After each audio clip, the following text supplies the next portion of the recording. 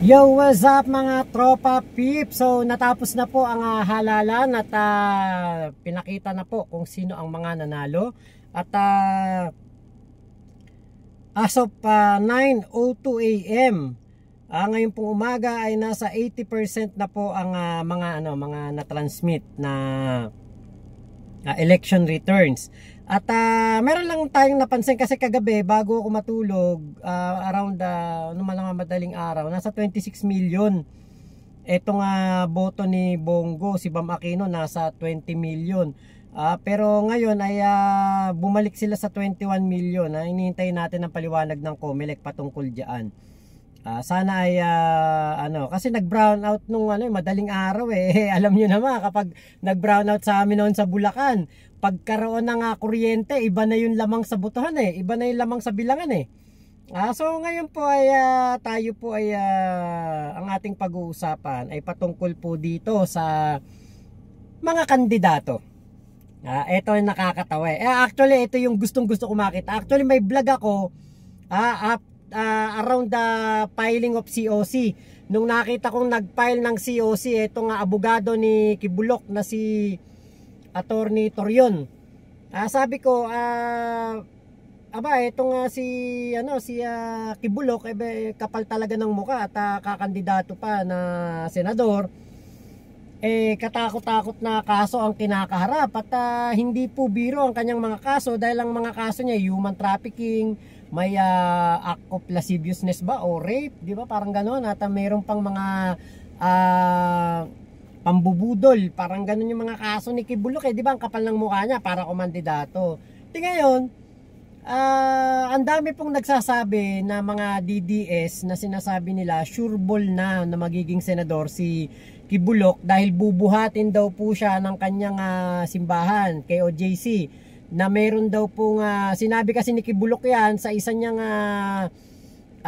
press release, sa isa niyang audio recording nung nagtatago siya, na sabi niya 8 milyon daw po ang kanyang miyembro sa hindi pala iglesia, sa KOJC, sa Kingdom of Jesus Christ. Sabi niya 8 milyon ang kanyang miyembro. So sa isip-isip ko, kung 8 milyon ang miyembro niya, pagpalagay na lang 4 na milyon dyan botante. Kalahati dyan botante. Pagpalagay na lang natin 4 na milyon botante. Putya, panalo na talaga si Kibulok. Kasi kung ang isang senador ay kailangang makakuha ng mga more than 10 million na boto, di ba? Talagang mananalo si Kibulok kasi kung siya ay merong 4 na milyong miyembro na botante sa KOJC at meron po siyang followers sa mga DDS, pagpalagay na lang natin na mga nasa 10 million ang DDS, di ba? Talagang panalo si Kibulok. Pero itong matindi dito po sa bilangan, 80% na po yung pumapasok na na percent ng election returns. Pang number 31 lang si Kibulok.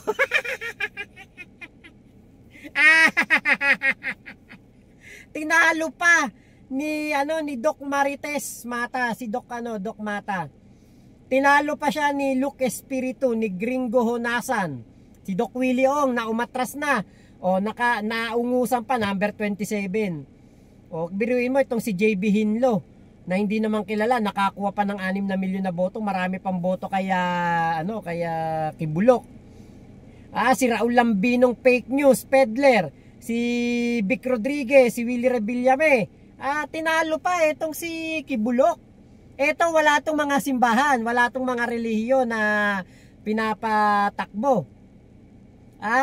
Biruin nyo, nakakahiya kay Kibulok. Yung pinagmamalaki niya na 8 milyon, mukhang hindi siya sinuportahan din. Isa lamang ang ibig sabihin niyan. Ayaw ng mga Pilipino sa manyakol. Kapag may kasong manyakol, hindi na po yan na tinatanggap ng tao. Ayaw po. At karamihan po ng mga nakikita kong mga DDS na mga nakikita ko nga nagpo-post before election, sinasabi po nila na ayaw nila kay Kibulok. Dahil bukod nga po sa napakatindi ng kaso, talagang ito'y nagbigay ng pahayag na maghihiganti lang o gagawa lang ng kaguluhan, kaya po gustong manalo as senator.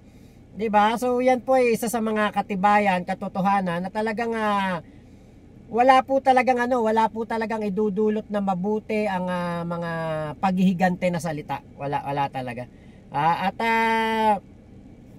Yung DDS din po, 'di ba, yung Duterte Magic nawala na rin. Kasi kung meron pa rin pong Duterte Magic, sigurado ako matatalo talaga ang alyansa. Walang papasok sa alyansa. 'Di ba? Pero tatlo lang po ang pumasok sa Duterte. Si Bato, si Bongo at si Marcoleta. Sila lang po ang pumasok. So yung sinasabing magic ni Digong Duterte na kayang-kaya nitong magpanalo ng mga kumakandidatong senador, nako, nawala na po. Nakalusot lang talaga si Robin Padilla kasi nandiyan pa si Digong, siya pa presidente noon. Pero malas ni Philip Salvador, dapat sumama na siya sa pagkandidato noong 2022 kay Robin Padilla. Kasi po ngayon, 'di ba, kumandidato si Philip Salvador, nakulong naman si Digong. Baka kung hindi nakulong si Digong, kahit papaano, baka po magkaroon pa ng magic ang pagiging Duterte ni Philip Salvador. Hindi po naisalba si Philip Salvador ng kanyang pagiging solid Duterte. Kahit na sinabi niya na ibibigay niya ang kanyang buhay kay Digong, mas pinili pa rin po ng mga DDS at ng mga mas nakararaming mga Pilipino na iboto ang hunyango at nagbabalimbing na kapatid ni PBBM na si Amy Marcos, 'di ba? Si Philip Salvador po ay nasa pang 19 na pwesto with 8 million votes. Ibig sabihin, 'di ba, si Philip Salvador ay hindi po nakalusot like Robin Padilla. Buti na lang hindi po tayo nadagdagan ng mangmang sa Senado. At ito po mga kumbagay nanguna like Bongo, Bam Aquino, Kiko Pangilinan, Tulfo, Bato de la Rosa, Marcoleta, Ping Lacson, Tito Soto, Pia Cayetano, Camille Villar, Lito Lapid at Amy Marcos. 'Di ba? Ilan lang ang mangmang dito. Isa lang ang tingin kong mangmang dito medyo may pagka mahina ang apprehension sa pag-intindi sa mga bagay-bagay, lalo na sa kaso ni Digong. Isa lang yung nakikita kong mahina ang utak dito. So dito sa mga nakalusot masasabi natin ng mga ilan sa mga magagaling dito ay si Kiko Pangilinan, si Erwin Tulfo, si Bam Aquino magaling din kasi yung kanyang sa kanyang yung college tuition fee, yung pag-aaral, magaling din sana, kaya lang inendorse siya ng ng Iglesia ni Cristo, kaya hindi ko binoto. Si Lito Lapid, silent worker ng Senado, si Camille Villar, syempre yan ang kailangan ngayon ng malaman natin ang katotohanan about crime water. Kasi hangga't may Villar sa Senado, hindi po mabibigyan ng hustisya yung mga kababayan natin na napeperwisyo ng crime water. Tito Soto syempre magaling at Ping Lacson magaling. Si Rodante Marcoleta medyo nung dati magaling to, maraming humahanga dito. Kaya lang nung po naging sobrang panatiko ni Digong at kahit na mali si Digong at mali si Sara Duterte kinakampihan, tingin ko na nilamon na po siya ng kanyang kabubuhan. Naungusan na pala ni Bong Revilla si Ben Tulfo, number 40 na si Ben Tulfo. Etong si Amy Marcos ay nasa 12th place pa rin with 10 million votes. Si Bong Revilla ang sumunod sa kanya, pang number 13 na si Bong Revilla, 9,742,000 votes. Ito po ay katibayan lamang din na ang mga Pilipino po ay hindi din talaga naniniwala sa mga survey, no? Karamihan ng mga Pilipino hindi naniniwala dyan. Isa na ako dyan. Kasi katulad niya, si Bam Aquino, kita nyo, pumasok. Wala naman sa survey to. 'Di ba? Ang galing ano, pati si Kiko Pangilinan na pumasok, 'di ba? Talagang ano, ito ay isa ring kumbaga nakapaghiganti na ang Bam Aquino at etong si Kiko Pangilinan sa mga DDS dahil nga po sa ginawa sa kanilang 8 diretso noong po nga 2019. Kung saan ay mas nanalo ang mga DDS senatorial balls like Francis Tolentino noon, si Amy Marcos, etong si Bongo, si Bato, 'di ba? Yan ang mga nanalo noon eh. Ngayon po etong dito naman sa mga kandidato ni ng Pinklawan na ipaghiganti din nila, di ba? Yung 8 diretso, no? Masaklap yun noon, yung ginawa noon, 8 diretso. At least ngayon etong ating mga senatorial balls like Bam Aquino at Kiko Pangilinan, di ba? Magkakaroon ng kumbaga ibang atmosphere sa Senado. Bumalik ang kumbaga liberal, bumalik ang kakamping sa limelight. Yan po ang maganda. At ang abangan natin dyan ay kung si Bam Aquino ay magiging pro-Sara ba sa impeachment, or eto nga si Kiko Pangilinan ay sasamahan si Bam Aquino sa pagiging pro-Sara. So kailangan nating tignan yan. Pero di ba dapat nilang maalala na noong pong panahon ng kampanyahan 2019 ay talagang siniraan sila ng todo, kaya po hindi na nanalo. Eto nga sila Kiko Pangilinan di ba? Tapos pagdating ng election ng 2022 hindi pinalad bilang maging vice president.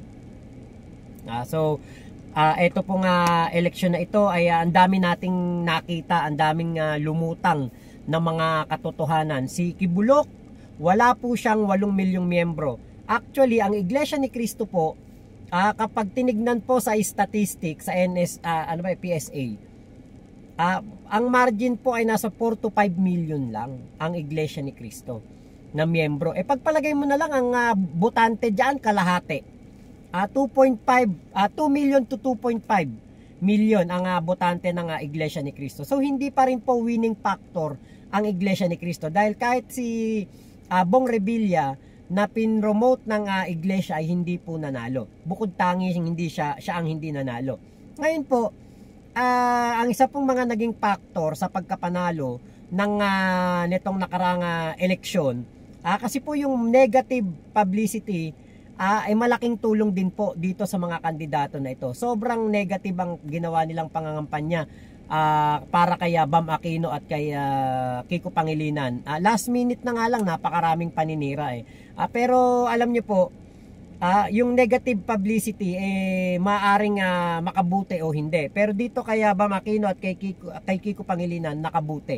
At itong issue sa crime water with Villar naging naging ungos pa ito dito kay Camille Villar, at naging pang ilan ba si Villar? O pang number 10 pa etong si Lito Lapid, dahil ito naman po ay re-electionist, may tsansa talagang manalo. Lahat ng mga re-electionist may tsansa po, malaki po ang tsansang manalo. Pero si Francis Tolentino nakita natin na hindi po naging effective ang kanyang pagbalimbing. Kasi bumalimbing si Francis Tolentino di ba? Dapat hindi siya nagpataas ng kamay kay Robin Padilla dahil naging pangit ang kanyang strategy. From being Duterte ally, pumunta siya sa alyansa. Then pagkatapos ng ilang buwan ng pangangampanya with alyansa, bigla siyang nagpataas ng kamay kay Robin Padilla. Ayan ang naging resulta. Pangilan si naku, mas marami pa boto ni Colonel Bosita at ni Ipe kaya Francis Tolentino. Pang number 25 si Francis Tolentino with 6 million votes. Mas marami pa sa kanyang boto si Raul Lambino, si Heidi Mendoza at si Jimmy Bondoc. Kita nyo bumaligtad kasi siya di ba? Pabalig-baligtad Ayaw ng mga Pilipino sa mga balimbing. Kaya hindi po din siya pinalad. Si Senator Benhar Abalos, tingin ko hindi pa ito ang kumbaga right time para sa kanya. May 2028 pa. Malay natin baka sa kanya ikalawang pagsubok, 'di ba? Baka magustuhan na ng mga Pilipino ang kanyang napakagandang governance track record at peace and order na pamamalakad sa ating bansa noong siya ang DILG Secretary, 'di ba? So sana si si Secretary Benhar Abalos ay bigyan ulit ng pwesto sa gobyerno ni PBBM dahil napakagaling po nito. At ito po ay malinis ang hangarin nito na makapagserbisyo sa bayan. Hindi po pinalad si Benhar Abalos, pero sigurado ako sa mga darating na panahon magkakaroon po yan ng pwesto sa gobyerno na ihahalal po siya ng taong bayan dahil po sa kanyang kakayahan. Tignan natin kung ano ang mga magiging pangyayari dito sa tagpo na ito, at baka si Senator Benhar Abalos, Secretary, ay baka pwedeng kung hindi man ibalik sa DILG, baka magkaroon ng ibang posisyon na siya ang hawak. At tingin ko ay si PBBM alam naman kung gaano kagaling si Benhar Abalos sa pamumuno. So yun nga po, nakita natin ayaw ng mga Pilipino sa manyakol, ayaw ng mga Pilipino sa mga balimbing, ayaw ng mga Pilipino sa fake news peddler, ayaw ng mga Pilipino sa mga tao na hindi mapagkakatiwalaan. So si Kibuloy, si Francis Tolentino, etong sila Philip Salvador na mga mangmang sa paggawa ng batas ay ayaw po ng mga Pilipino, inayawan po. So nakakahiya dito kaya Philip Salvador dahil siya'y natalo at akala na niya siguro ay makakalusot din siya like Robin Padilla.